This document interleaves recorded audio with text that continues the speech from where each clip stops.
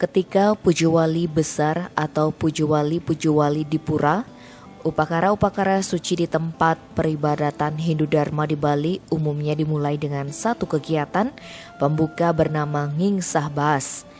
Filolog Sugilanus mengatakan, Ngingsah Baas artinya membersihkan beras.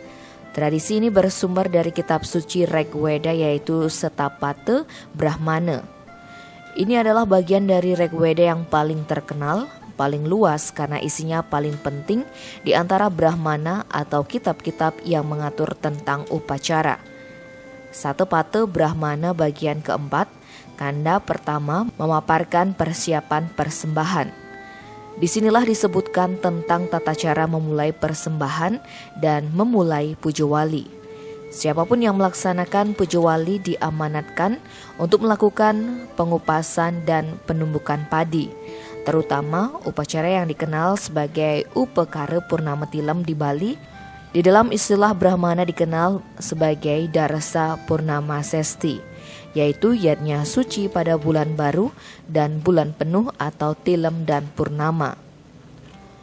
Lunya atau antan dipukulkan ke lesung, alat penumbuknya dipukulkan ke dinding dan bawah daripada tempat penumbukan atau lesung. Memukulkan alat penumbuk adalah pembuka upacara yang dilakukan secara tradisi di Bali. Dibutuhkan pikiran suci dengan menumbuhkan dan membersihkan padi. Menyuarakan lu dan kentungan diharapkan semua kesucian pikiran dan diberikan kekuatan. Secara simbolis, tradisi Ngingsah Baas dimaksudkan agar umat yang akan melaksanakan upacara pantang berkata, berpikir, dan berbuat yang tidak pada tempatnya selama prosesi Pujawali berlangsung.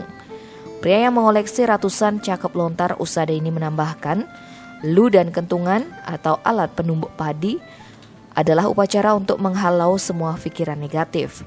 Semua kekuatan asura dan raksasa yang berkecamuk di pikiran masyarakat, pikiran kita yang melingkupi wilayah ruang tempat upacara itu pertama-tama dibersihkan dan diusir.